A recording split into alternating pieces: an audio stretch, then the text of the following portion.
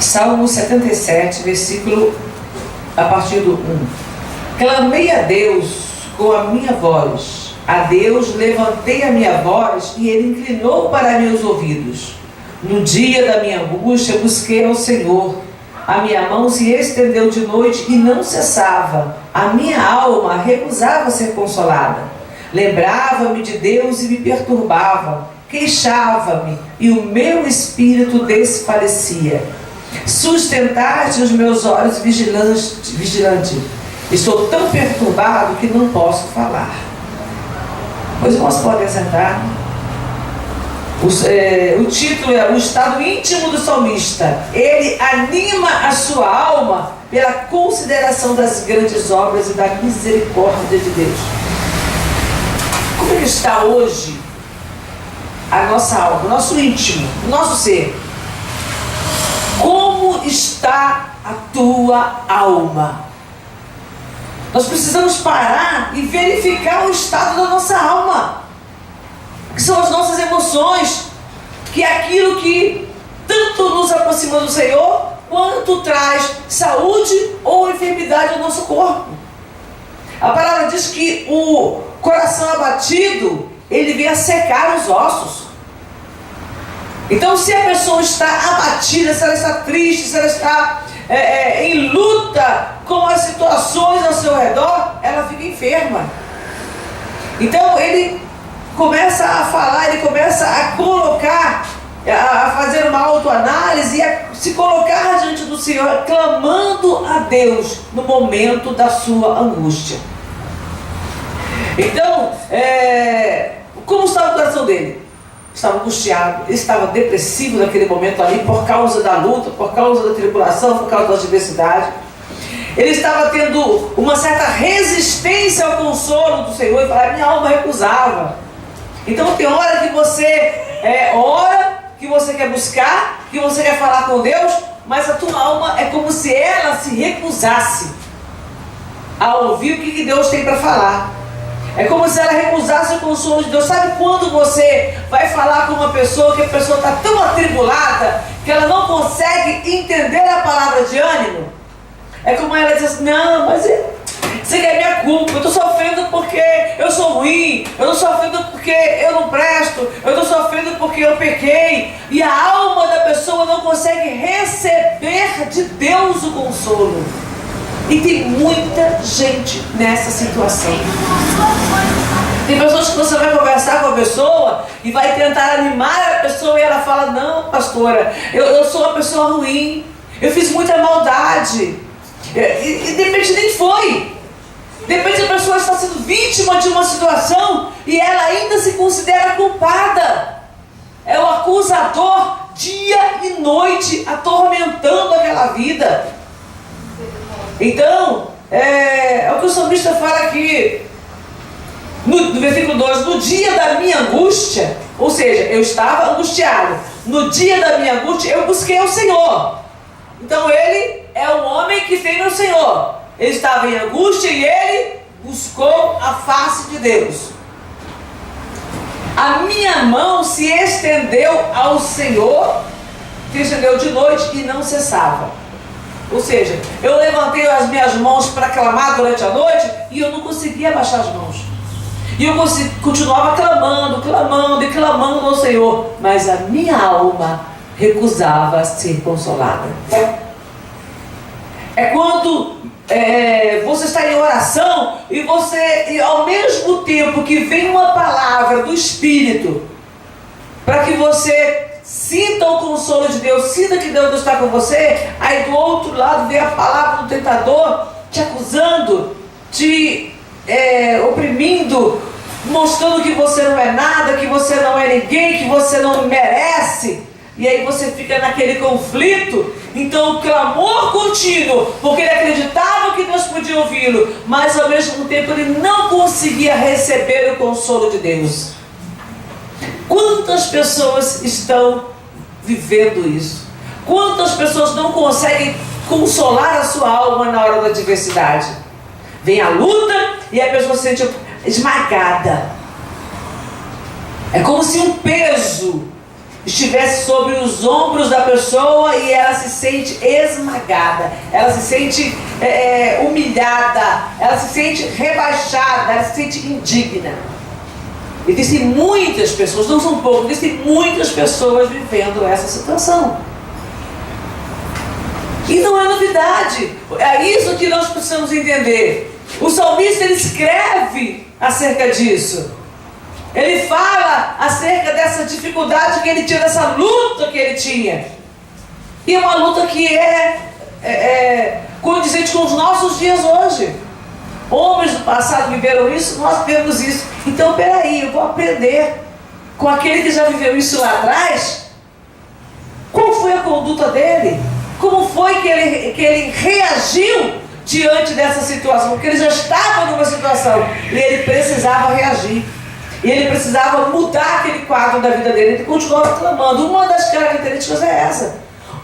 Da vitória dele, ele continuou clamando. A mão dele estava lá. A alma recusava ser consolada. Os sentimentos dele se embatiam entre si. Havia um embate dentro do coração, na mente, na alma. Mas ele continuava clamando ao Senhor. As minhas mãos continuavam estendidas. Então eu tenho que continuar com as minhas mãos estendidas diante do Senhor. Na hora da angústia, ele levanta a mão e continua clamando, continua buscando, até que a vitória venha. Aleluia. E ele diz: lembrava-me de Deus e me perturbava, queixava-me e o meu espírito desfalecia. Eu lembrava de Deus e eu ficava perturbado. Como que eu vou lembrar de Deus que é perturbado? A aflição é como se muitas vezes acontece você orar e sentir como se Deus estivesse longe. Meu Deus, eu queria o Senhor aqui perto de mim, mas eu estou orando e estou te sentindo distante. A tua presença está distante. Você ora, você fala e é como se Deus estivesse lá no céu. Jesus, ele fala: e viremos e faremos nele morada. Então quando eu oro, eu tenho que sentir o Senhor aqui, comigo. Mas na hora da angústia, onde é que a pessoa sente Deus? Lá no céu, no infinito, bem distante, bem longe. É uma das coisas que traz angústia à pessoa. Ela sentir que o Senhor está longe, que o Senhor está distante, quando o Senhor está aqui, é pertinho. Ele está aqui dentro do nosso coração. Nós somos de Deus. Nós recebemos do Senhor um chamado para estar na presença dEle. E nós vivemos para Ele. Nós estamos diante do Senhor, mas o nosso coração está angustiado. O nosso coração está aflito por causa das perturbações. E eu sinto Deus distante. Deus não está distante, Deus está perto, Deus está aqui, olha. Só que eu não consigo enxergar. Às vezes nós estamos num lugar movimentado e naquela confusão você passa por uma pessoa, esbarra uma pessoa e você não percebe. Já aconteceu com você? Eu sou mestre disso. Você está num lugar, numa feira livre. Você está na feira livre e tudo, de repente você está lá. Outro dia minha irmã Graça, né? Estava na feira, do lado dela, as duas, mesmo barraca, distraída, preocupada com as coisas lá. De repente eu olhei assim para ela e falei: eu te conheço. Te conheço, irmão. Então do lado dela, as duas, mesmo barraca, fazendo compras ali, e a gente não estava. Ela não percebeu, ela: ai, pastora, desculpa. Eu falei: não, eu também não tinha te visto. Nós encostamos ali, eu não sei nem quem chegou primeiro, se foi eu ou se foi ela. Porque a gente não se viu só ali quando estavam as duas, né? Então nós paramos ali e nos cumprimentamos. Mas isso acontece também. Você está do lado de uma pessoa que você vê, que você conhece, você não percebe a presença daquela pessoa. Eu já sentei do lado de pessoas dentro do ônibus que eu conhecia. Eu entrei, sentei e não cumprimentei. E fui caminhando o tempo. Daqui a pouco eu não sei se foi eu ou se foi a pessoa que se deu conta. Não lembro. Sei que uma chamou a outra: está aqui do lado, caminhando junto, andando junto. E você não consegue perceber aquela pessoa do teu lado. Isso acontece também quando nós estamos na presença do Senhor. O Senhor está do nosso lado, caminhando conosco, sustentando a nossa vida, e a gente não se dá conta de que Ele está conosco. É como se ele estivesse distante. A gente clama, a gente busca, mas a gente não percebe que ele está ali. Nós precisamos acordar um pouquinho, rejeitar a voz do adversário. Quando ele vier nos oprimir, quando ele vier falar palavras que coloquem em dúvida a nossa fé, nós precisamos rejeitar. Sujeitai-vos, pois, a Deus, resistir ao diabo e ele fugirá de vós. Uma forma de resistir ao diabo é rejeitar as palavras que ele fala. Eu já estou em sujeição ao Senhor, com minhas fraquezas, com minhas imperfeições, mas eu estou na presença do Senhor. Então quando o diabo vier falar comigo, eu te rejeito. Eu te rejeito. Essa palavra não é do Senhor, não. Eu estou resistindo a Ele através da rejeição àquilo que Ele fala nos meus ouvidos, aquilo que Ele fala no meu coração, ao dado que Ele lança na minha mente. Eu vou rejeitar toda a palavra do adversário. E você, como é que você vai saber qual é a palavra do diabo? Se for uma palavra que te impinge sofrimento, se for uma palavra que te coloca para baixo, se for uma palavra de derrota, se for uma palavra de acusação, se for uma palavra de amargura, uma palavra que de alguma maneira te entristece, é do diabo. Então, rejeita tudo que o adversário falar no teu ouvido. Agora a palavra de Deus, ela te dá ânimo, a palavra de Deus te dá força, a palavra de Deus te capacita para que você possa receber de Deus, para que você possa estar no centro da vontade do Senhor, que é uma vida de comunhão com Ele. Amém? Uma vida de comunhão com o Senhor. Então, ele diz, a minha alma recusava ser consolada. Lembrava-me de Deus e me perturbava, queixava-me e o meu espírito desfalecia. Então ele se queixava diante do Senhor. E aí olha que coisa interessante, ele diz, queixava-me e o meu espírito desfalecia. Quando você entra naquele espírito de coitado, tadinho de mim, mas olha a situação que eu estou, e a pessoa começa se queixando, ela vai o quê? Desfalecendo, porque ela está dando o quê? Ouvindo a voz do diabo.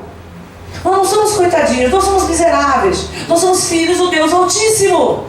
Então eu tenho que fazer o quê? Me posicionar como filho do Deus Altíssimo. Eu não posso permitir que essas palavras de derrota fiquem no meu coração. Aí a pessoa vai orar e começa, ela não está orando, ela está falando com Deus, ela está só se queixando. Ah, Senhor, quem sou eu, Senhor? Olha a minha vida, Pai, olha o meu sofrimento, Senhor, olha Deus poderoso da minha família, olha meu marido, olha meu filho, Senhor, você está vendo que eu estou sofrendo, Senhor, e fica naquela angústia, e é como se aquele fantasma aumentasse. Se aquela sombra tomasse conta da tua vida, porque você só consegue enxergar o teu problema. Você precisa olhar para Deus. Você precisa se posicionar diante do Senhor. Você precisa acreditar que o Deus a quem você serve, que Ele realmente está do teu lado e Ele é poderoso para te dar vitória. Amém? Você precisa acreditar nisso. Você está servindo a um Deus que não é um Deus de brincadeira, não. É um Deus que abriu o Mar Vermelho, é um Deus que abriu o Jordão para os israelitas passarem, abriu o Jordão para Elias passar, abriu o Jordão para Eliseu passar. É um Deus que fez com que Pedro caminhasse sobre as águas. É um Deus que acalma o mar. É um Deus que nos faz transpor muralhas. É um Deus que faz cair muralhas. É esse Deus a quem nós servimos. Então eu tenho que falar, Senhor, o Senhor está vendo o meu problema, mas eu creio no Senhor, eu creio no teu poder, eu creio na tua misericórdia, eu creio na tua fidelidade, eu creio em tudo que o Senhor pode fazer na minha vida. Amém? Amém. Você tem que crer, tem que se posicionar e confessar na hora da angústia, ao invés de ficar derramando a lágrima a vida inteira. Vai lá, fala, Senhor, estou sentindo assim. Pá, falou? expõe diante do Senhor as suas angústias, agora você começa a declarar: Senhor, mas eu creio que o Senhor vai me dar vitória, eu creio que essa vida vai mudar, eu creio que a minha situação financeira vai mudar, eu creio que o meu filho vai ser transformado, eu creio que o meu filho vai ser curado, eu creio na minha cura, eu creio na minha transformação, eu creio na libertação do meu marido, eu creio, e você começa a confessar. E quanto mais você confessa a palavra do Senhor, mais o Senhor vai te dando força, mais o Senhor vai, o Espírito Santo vai tendo espaço para operar na tua mente. Amém? Amém. Vamos parar, só murmurar. É claro que se você está angustiado, você vai colocar diante do Senhor. Não vai viver uma vida de falsidade. Você vai colocar, derramou as suas lágrimas diante do Senhor. Agora, meu irmão, confessa a vitória. Confessa a palavra de Deus. Crente tem que ter a palavra no coração.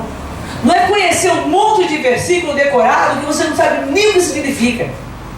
É guardar a palavra. Ler todos os dias uma porção. Todos os dias você lê uma porção da palavra. Tem gente que gosta de caixa de promessa. É só a caixa de promessa. Não abre a Bíblia. Não abre a Bíblia. Tem uma ilustração interessante que eu recebi. Eu não tinha visto ela, mas eu não tinha lido, parado para ler. E hoje eu recebi novamente. E o pastor vai visitar um irmão, um casal, né, da igreja. E aí ele vai lá, almoça com o casal e vai embora. Quando a mulher pega, recolhe a louça, ela sente falta de uma colher. Ela fala: mas não é possível, essa colher estava aqui. Será que o pastor roubou minha colher? Aí fica daquela angústia. Passa o tempo. Um ano depois o pastor ia chegar na igreja, não tem coragem de falar. E aí, um ano depois, o pastor vai na casa dela de novo. E ela: pastor, não aguento de curiosidade, pastor. O senhor roubou a minha colher, pastor? Não, irmã, está dentro da sua Bíblia. Um ano depois. Ou seja, ela não abriu a Bíblia. Eu ficava lá na casa dela, mas ela não abria a Bíblia. Então tem pessoas que querem a bênção, estão lá, estava na igreja. Estava na igreja direto. Mas cadê que ela abria a Bíblia em casa, que ela lia, que ela examinava? Não é só na igreja. Eu não sou crente só na igreja. Eu não preciso da palavra só quando eu estou na igreja. Eu preciso da palavra em todo o tempo. Eu preciso da palavra quando eu estou em casa, quando eu estou no trabalho. Eu preciso da palavra em todo o tempo. Ela tem que estar entranhada no meu ser. A palavra precisa estar entranhada no meu coração. Eu preciso ter essa convicção de que o Senhor realmente fala comigo através da palavra, que Ele me ensina através da palavra. Onde está a minha fé? Como eu creio no Senhor? Eu creio através dos seus atos. Eu creio através daquilo que Ele fez, daquilo que Ele faz hoje. Porque o Deus que fez antigamente, Ele faz hoje novamente. Ele não é um Deus de ontem, Ele é um Deus de já. Naquela época Ele operou, Ele opera hoje, amanhã Ele opera de novo. Então eu preciso dessa palavra para me fortalecer. Porque na hora que eu for orar, eu vou lembrar da palavra. Eu posso não saber onde está escrito, mas eu preciso saber o que está escrito. Então você precisa ler, você precisa examinar a Escritura. Eu falo para todo mundo na igreja: leia a Bíblia continuamente. Eu não tenho muita leitura, não tem problema, ler todo dia uma passagem. Pega lá, vai lendo. Uma hora você vai entender. Não vai entender tudo, mas o que você entender, se você ler a Bíblia toda, de Gênesis a Apocalipse, e você entender 1% do que você leu, aquele 1% vai produzir vida em você. Aí você, daqui a pouco, alguma passagem que você leu, aí quando você chega na igreja, você escuta o pastor pregar. Aí nós estamos pregando aqui e você lembra da palavra, você: agora aquela palavra lá eu consegui entender melhor, porque eu já tinha lido sobre isso, mas eu não tinha entendido, agora eu consegui entender melhor. Porque aquela palavra já estava no teu coração. Então é importante isso, examinar as Escrituras e acreditar que aqui dentro está a vida. Então, você se perturba no momento da sua angústia, mas daqui a pouco você começa a adquirir força. Então ele diz aqui, olha, eu me queixava e o meu espírito desfalecia. No versículo 4, sustentaste os meus olhos vigilantes, Estou tão perturbado que não posso falar. Deus ainda sustentou para que ele continuasse vigiando ali em oração. Mas eu estou tão perturbado, tão angustiado que eu não consigo falar. Eu não consigo me expor. Eu não consigo me expressar diante do Senhor. A minha luta, a minha adversidade é tão grande que eu não estou conseguindo me expressar. Quantas vezes você vai orar e você não consegue se expressar? Você não consegue falar para Deus aquilo que você está sentindo. Por N razões. Uma hora porque você está aflito demais, outra hora porque você tem medo de pecar, falando para o Senhor que você está passando. Outras vezes você tem medo de confessar o teu pecado. Às vezes, a pessoa vai orar e ela tem medo de confessar para o Senhor o pecado. Deus conhece a tua vida. Ele conhece o teu pensamento. Ele conhece a tua intenção. Então, diante do Senhor, você tem que se despir de todo entendimento humano. Que o entendimento humano faz isso conosco. Eu me protejo, não falando, não me expondo. Esses dias eu estava conversando com minhas filhas sobre a questão de rede social e eu falei: os amigos que nós temos hoje, a gente conhece muito pelo Facebook, as redes sociais de uma maneira geral. Seja isto, seja lá o que for. Mas ela vai conhecer de você o quê? O que você se deu a conhecer.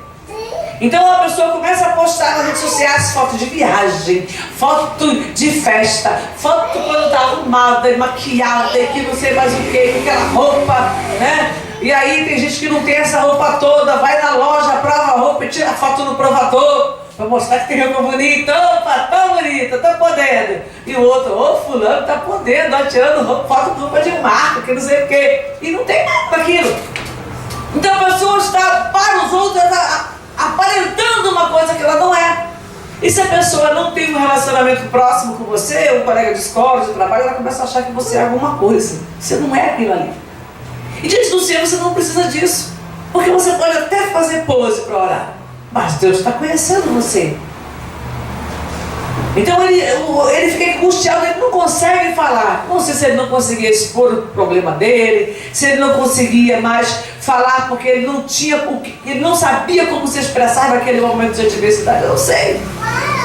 Mas diante do Senhor você tem que entender o seguinte: você tem que se desnudar da tua razão humana, do teu conhecimento humano, porque você precisa compreender que Deus sabe todas as coisas. E ele vem no versículo 5: considerava os dias da antiguidade, os anos dos tempos passados. Aí ele começa, é aquilo que eu falei. No versículo 2 ele diz: a minha mão se estendeu de noite e não cessava. Então ele estava angustiado, com dificuldade, ele não...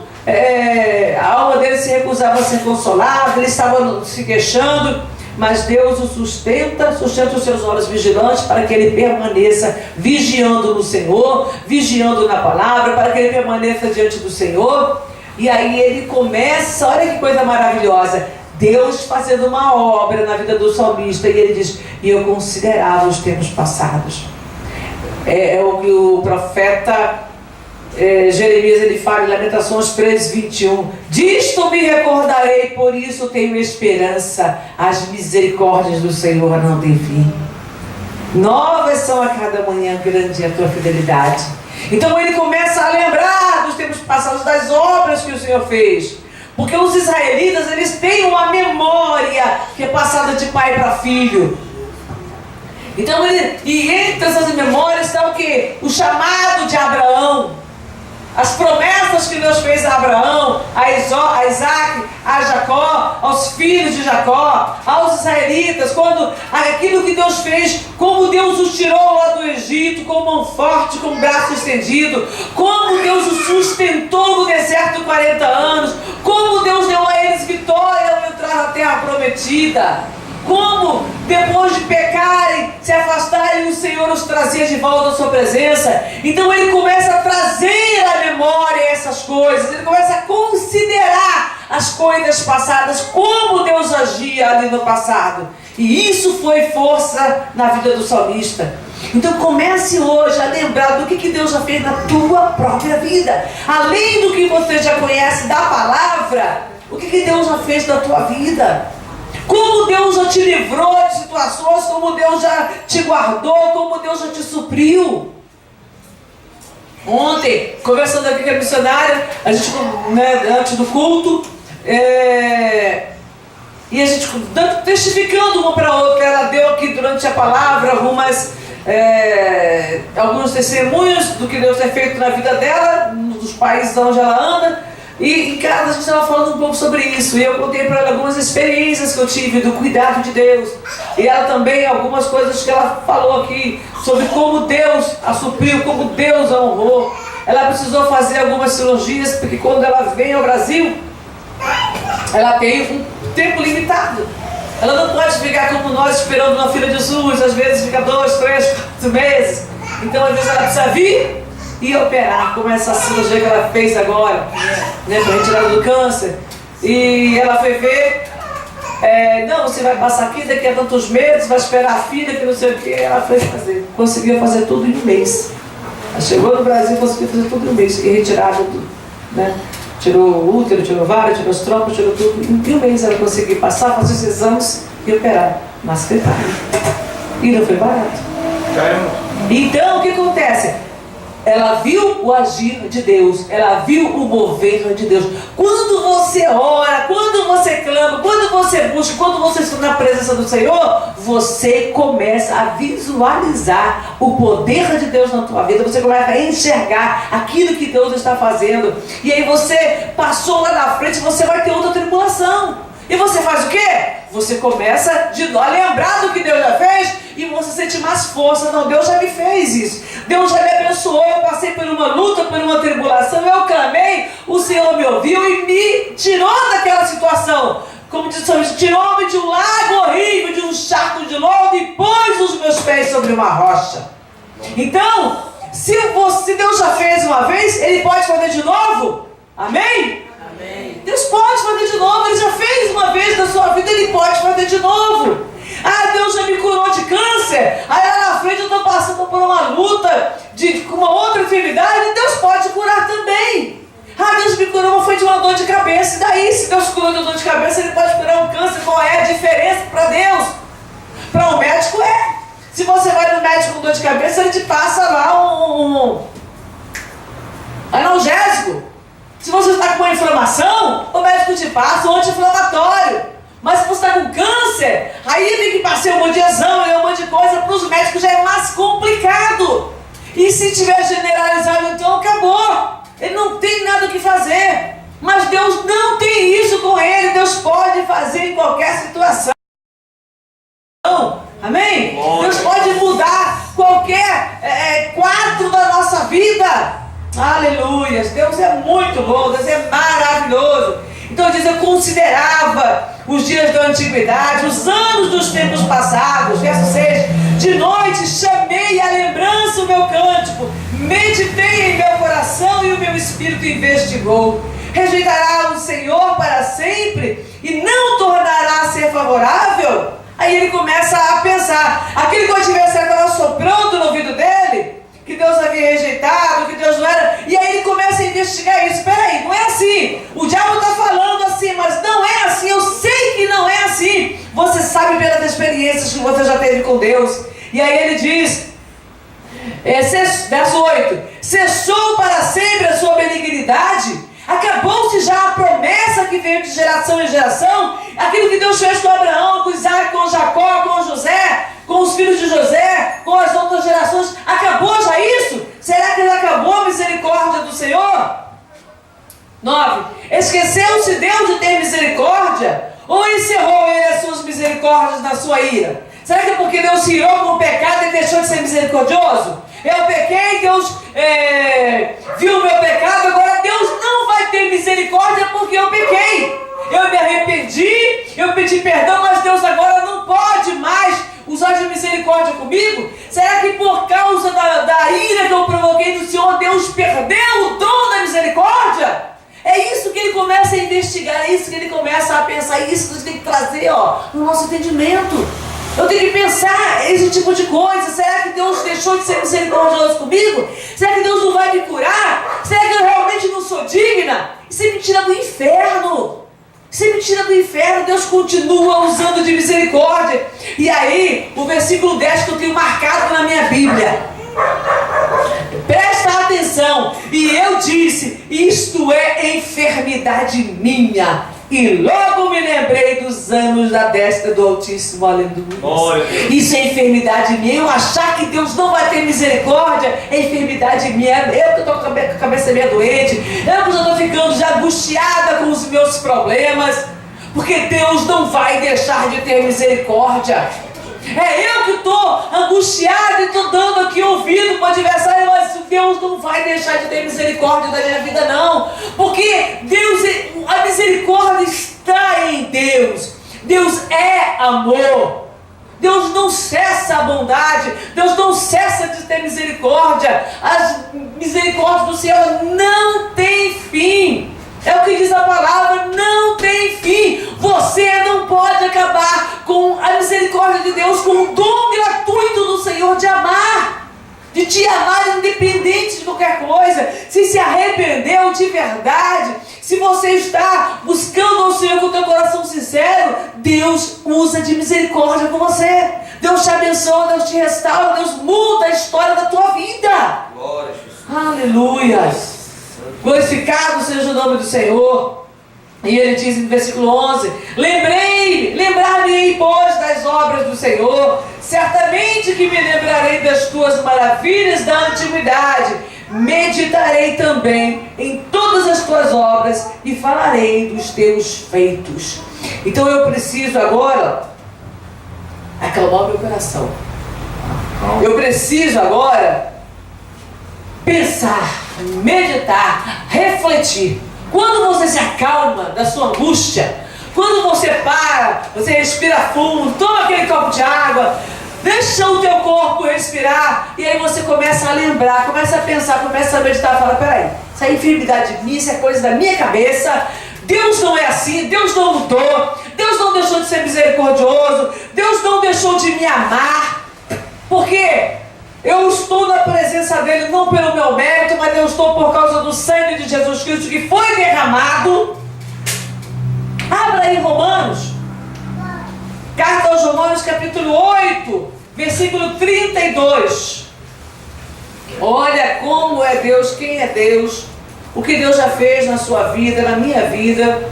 Romanos está lá depois de Atos dos Apóstolos, capítulo 8, versículo 32. Aleluias, glórias ao nome do Senhor. Deus é maravilhoso e nós precisamos guardar isso conosco.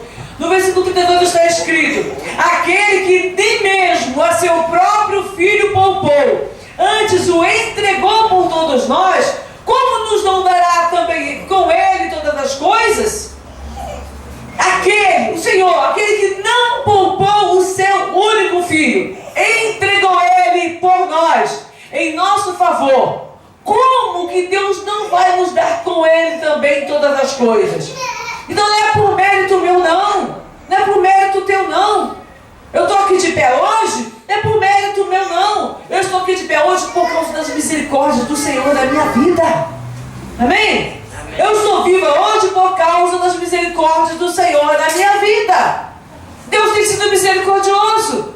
Ele tem me alcançado com a sua misericórdia. Ele tem me abraçado com a sua misericórdia. Ele tem me sustentado por causa do seu amor, por causa do nome de Jesus Cristo que está sobre a minha vida.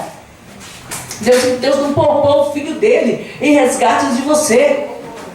Olha para mim, fala aqui, olha: Deus não poupou. Deus não poupou. Um pouquinho mais de ânimo. Deus não poupou. Deus não poupou. O único filho. Por amor de mim. Por amor de mim. Deus não poupou. Aleluia. Deus não poupou Jesus Cristo, não. E você acha que se ele não poupou o filho dele, porque ele te amava, porque ele nos queria na presença dele, será que ele não vai nos dar as coisas que nós estamos buscando dele? Será que Deus não vai nos abençoar? Será que Deus não vai nos sustentar?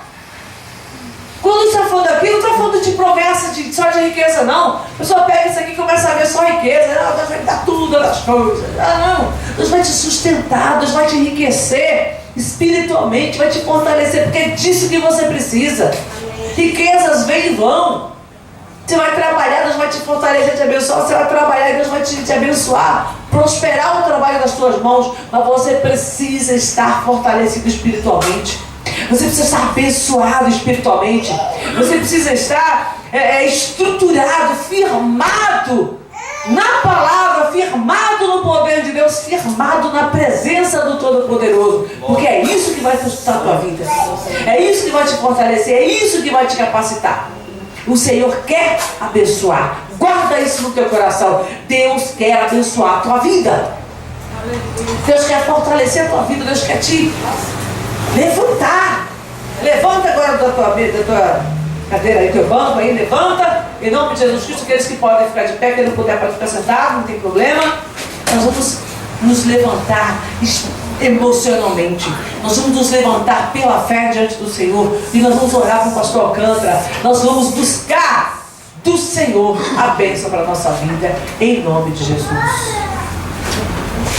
Graças a Deus. Feche seus olhos, firma-se nas promessas do Senhor, através da sua palavra. Santo e eterno Deus, nós te amamos, Senhor.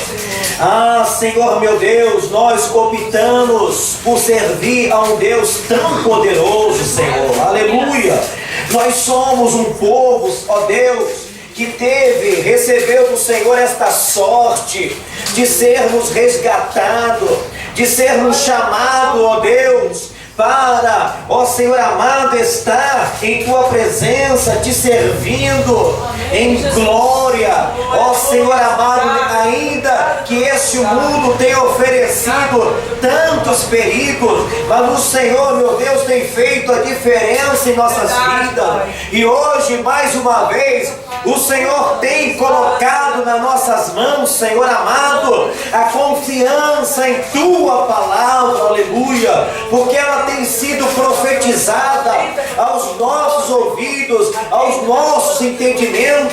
A Tua palavra tem descido, ó Deus, em nosso coração e tem se escrito na tábua do nosso coração. Portanto, Senhor amado, meu Deus, e que haja diferença em nossas vidas, e que haja diferença na vida de cada pessoa aqui presente, Senhor.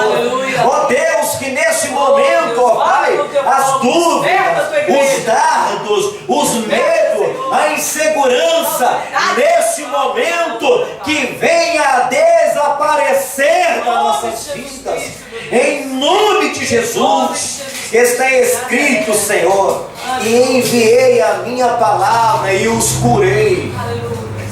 Que esta palavra neste momento, Senhor, o Teu povo receba como cura, como libertação, como saúde para o seu corpo, para a sua mente, para a sua alma, para o seu espírito. Senhor amado, cura neste momento agora, Senhor. Cura, Senhor, fortalecendo a alma, fortalecendo o espírito e removendo toda a dúvida, Senhor. Que não haja, Senhor amado, pensamento, ó Deus, de derrota, pensamento, ó Deus, de inferioridade. Ó Senhor meu Deus, quando tem se deixado levar por esses pensamentos, Senhor, por essas dúvidas, meu Deus, mas eu creio que a Tua palavra tem penetrado no entendimento do Teu povo. Agora, Senhor amado, que esta palavra venha surtir efeito, que o Teu povo possa abrir o coração e receber, ó Deus, esta mensagem, esta palavra como cura, esta palavra como bálsamo para curar todas as emoções, para curar todas as enfermidades, as enfermidades da carne que tem surgido através das emoções, das fraquezas. Ó Espírito Santo de Deus, confirma esse milagre nesta noite, para a glória do teu santo nome. Nós te pedimos e te agradecemos por tudo, em nome de Jesus. Amém.